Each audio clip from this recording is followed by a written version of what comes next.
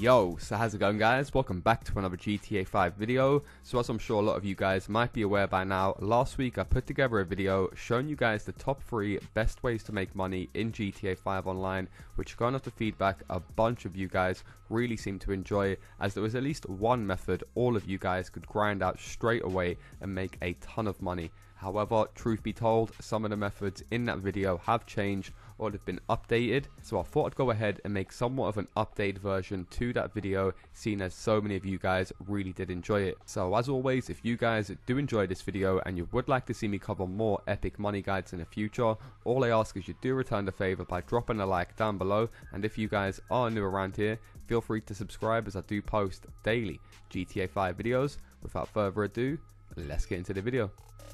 Okay, so if you guys are thinking to yourself, did I just hear a message sound effect in the background? Yes, someone did just DM me on Instagram while I was recording, and I'm not going to edit it out. However, coming in for the very first money making method, and that's how to beat this week's brand new time trial, which of course can earn all of you guys a very nice $100,000, and it only takes a couple minutes to complete, so you really have nothing to lose by going ahead and giving it a go.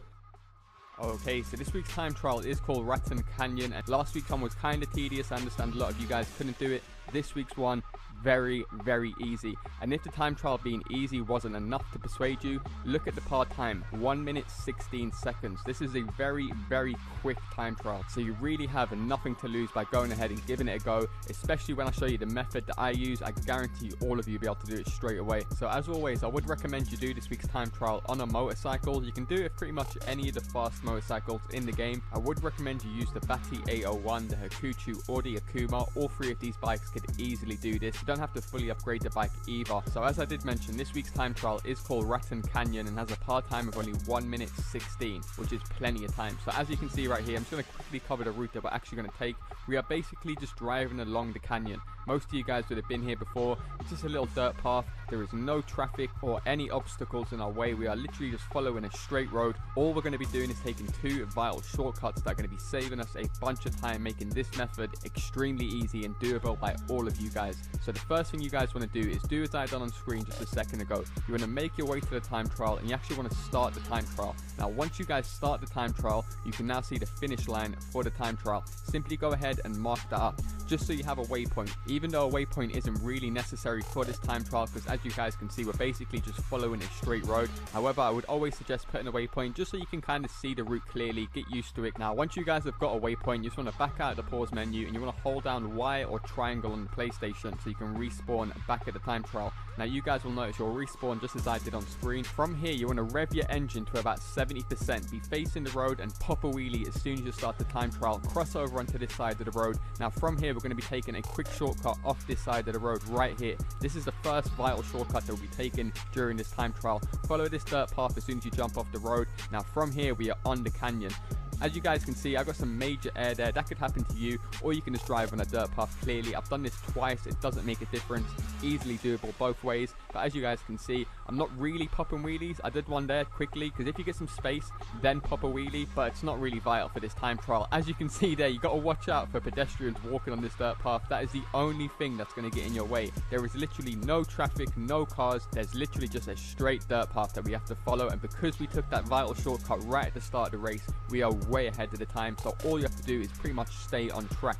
Pop a few little tiny wheelies now and again. Now when you're heading up this hill, I wouldn't even suggest doing wheelies, because you do have to have some level of skill to hold a wheelie while going up a mountain. So if you can't wheelie up that hill, then just hold down A on the Xbox or X on the PlayStation. You will notice we're approaching the finish line. You want to take a sharp right up this hill near this tree, so we can save ourselves another 5 seconds and crash straight into the finish line, as you guys can see on screen. I really can't emphasize how easy and straightforward this week's time trial is. However, coming in for the second best money making method, and that is by grinding out the triple money and triple RP that Rockstar Games are currently offering on the Hunting Pack Remix Adversary Mode. Now if you guys aren't aware, the adversary modes that Rockstar Games usually roll out the double money on are usually much more longer, so have to be set up in the right way for you guys to go ahead and make the most amount of money from them. However, with the adversary modes that Rockstar Games usually roll out the triple money on, such as parachuting or the one that you guys can see on screen, they're often very very quick, which you guys will notice if you do go ahead and play them. But it's more about the tips and tricks that you guys can use just to increase your chances of winning the games and stacking more money more quickly. So I'll quickly give you guys a few tips and tricks, as well as explaining what this adversary mode is all about, just so it helps you guys out, and like I said, increases your chances of winning these games and being able to stack more money very quickly. It is worth mentioning, if you have played Hunting Pack, which is an old adversary mode, it's very similar to that. However, Rockstar Games have made a few changes. So straight from the off, as you guys can see, there is 3 different teams you can choose from: the defender, the runner, or the attackers. So the runner will always be in a truck, a much more slower vehicle than the attackers and the defenders. They have got to drive that truck from point A to point B. If they come to a full stop, then the truck will basically explode. Now of course, it should go without saying, the attackers have to go ahead and attack the truck, whilst the defenders have to go ahead and defend the truck. Now how you guys will go ahead and do so is by simply ramming the other cars, trying to block them off, holding the right speed, and checking all of your angles. As you guys can see, it is very important to always look behind you in this game mode and try and keep the defenders as far away as possible from the attackers. Now another tip I'm going to give you guys is, when you're actually defending the truck, a good way to hit the enemy team on the car is always at the front side of the car, always near the hood, never towards the back end, as a lot of these cars in GTA 5 are front wheel drive, and you should notice that your crash will always cause much more damage when whacking into the front of the enemy car rather than whacking the back of it. And if you are going to attack the back end of the car, it's much better to rub up against the side of it, so when they go and try and turn, you can make them spin out rather than trying to just crash into them and take them out completely, as that will rarely ever work. So you guys probably remember the original Hunting Pack would take place on the street, so there was tons of different objects you could whack into, lampposts, benches, railings, whereas this one, Hunting Pack Remix, takes place on all of these very unique race courses. And you will notice that a lot of these courses do actually have drop-off points, so if you guys are attacking, you want to try and pick the right time to try and attack the truck, as you might be better off whacking it 2 seconds later and you can completely take it off the track rather than trying to make it come to a full stop. So it's almost like an exact version of Cops and Robbers, which Rockstar Games did release, and you guys can remember it was based in the little Mini Coopers and the other team had police cars. However, the car wouldn't self-explode if it come to a full stop, you just had a time limit in that game. Whereas as you guys can see in the bottom right, you have no time limit at all in this game, so you guys have potential to drag it out as long as you like. However, as you guys can see on screen, the best tactic to take out these trucks is just to get them up against any wall, make sure your friends come from the behind and just trap them in, and you guys will notice it will self-explode very quickly. Now finally, from the runner's point of view, you guys can see in the bottom right, you will have an explode meter and a speed meter.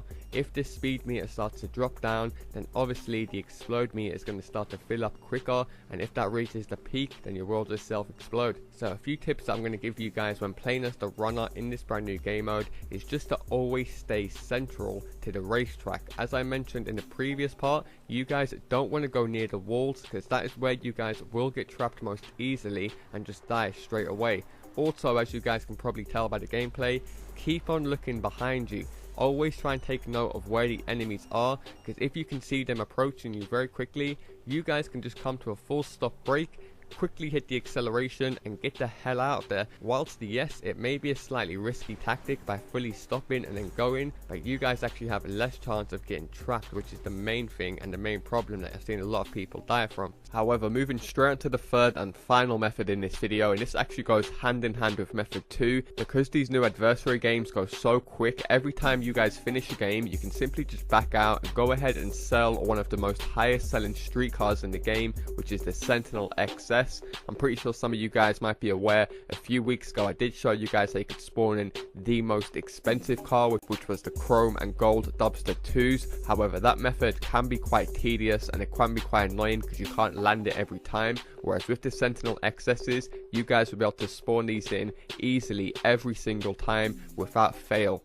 First thing you guys want to do is be in a free roam session. This could be a public session, invite only session, or a crew session. It doesn't make a difference. Now, once you guys are in a free roam session, you want to wait until the in-game time turns till 9 p.m. or 2100 hours. Now, if you guys aren't aware how to check the time in your game, you can press start and it's usually in the top right, or you can just pull up your in-game phone and it will have it right at the top of your phone. However, once it reaches 9 p.m. in the game, you want to make your way to this point and you basically want to run this route that you can see me tracing. So if you guys start on this corner that you can see me starting on now, you want to drive towards the Eclipse Towers, pass one street, take an immediate left, and take another left, past that street that we just passed again, and take another left, getting back to the corner where we originally started. So it's somewhat of like a mini rectangle. So as you guys can see on screen right now, I'm running the rectangle that I just showed you guys, passing the Epsilon Tower, which is a pretty well-known spot, so look out for that. You just want to drive up this road and then take another left, going towards the Tequila Lala bar. I can't even say that name to save my life, but this bar that you can see right underneath the billboard, you guys I'm pretty sure would know this bar. You want to take a look in the lane driving away from the Eclipse Towers, and then you guys should notice that I will spawn in a modded Sentinel XS. From here, you just want to park in front of it, jump out, jump in the Sentinel, and literally take it over to any of your owned garages within the game. Now, this is another great thing about this method. If you guys own an apartment at the Eclipse Towers, Del Piero, any of the still apartments, is literally less than a mile drive from the spawn location, so it's very quick. You can just simply go back and keep on getting them, try and stock up as much as you can. However, if the route I just showed you guys isn't spawning them in, then try and drive in the opposite direction of that route I just showed you guys. And as you guys can see now, I'm using a naked dune buggy, so the car really doesn't make a difference. And as you guys can see, a Sentinel XS spawns in yet again. All I have to do is throw the person out and simply go ahead and park it in my garage. Now, this time someone came over to attack me because I was a CEO, and I'm glad they did, so I can show you guys what to do. Now, say if you guys are a CEO or a VIP, and as you guys can see, some random persons came behind me, started shooting at my car. I started to panic because I'm right next to my thing. So what you want to do is quickly pull up your interaction menu, retire your CEO, and quickly enable passive mode. Now, because guys will blow up your car and they can kill you, and they'll probably rob it and just go ahead and sell it for themselves. So as you guys can see, this guy tried it with me and he was very nearly successful at doing so. I'm not gonna lie, this is a big thing because you guys do have to remember the Eclipse Tower is the most owned property within GTA 5. There is always people hanging around this area, so if I was you guys, I would take no risks. Just go on passive mode for a little while until you're stocked up enough that you're happy with. However, as you guys can see on screen right now, I'm using the new Bestia GTS, which is based off the new Ferrari, and as you guys can see, bang, it still spawned in the new Sentinel XS. And like I said, if you guys do want to help out some of your friends or some of your crew members, you can get them in the car as well and get them a version of the car. It's not going to stop them from spawning it in. One little tip I will give you, if you are playing with friends, try and tell them not to hang around in that Tequila Lala bar area. You don't want to have a certain car just parked up on that road because that will prevent it from spawning in. That's the whole reason we run that little route, is so it gives it time to spawn in. As you guys probably know, GTA use somewhat of like a class duplication system where if you're driving a muscle car around, you may notice a load more muscle cars are driving around. That's just the way GTA 5 has been for as long as I can remember, way back on last gen PS2 days. What was it, GTA 3? I can't even remember. However, as I mentioned earlier, you can spawn in a yellow version of this car as well, so I thought I'd show you guys gameplay of this very quickly. And as you guys can see, in my personal opinion, I don't know if you guys agree, but I think this car looks pretty sick. They both come with a very rare and unique looking color that you can't apply from LS Customs. They have a pearlescent over it as well as tinted windows, and a bunch of the features on the car are actually modified already.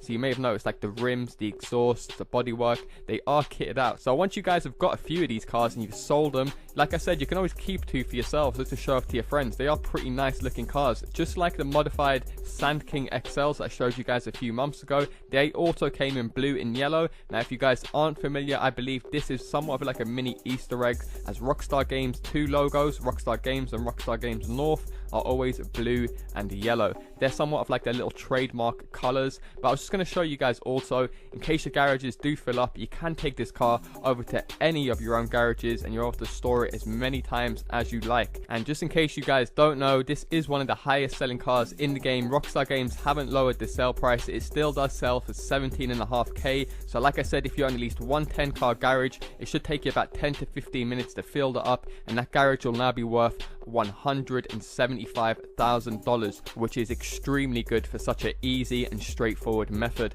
Now I do want to show this to you just quickly of me selling the car in LS Customs. As you guys can see, $17,500. Now the yellow version, it does spawn in a lot less, and you will get like 1,000 less for the yellow version. So if you do have the option to go for either the purple or the yellow, like I said, if you're going to do it for friend, always go for the purple version. Nonetheless, that is going to do it for me, guys. Hopefully you guys do appreciate me including 3 different methods in one video rather than just covering one method. So there's at least one method in this video for all of you guys to grind out and literally stack millions easy. So if this video has helped you guys out in any way, shape or form, and you do want to see me cover more epic money and RP guides in the future, all I ask is you drop a like down below, and also feel free to subscribe as I do post daily GTA 5 videos. Thanks a lot for watching, guys, and I'll see you in my next video.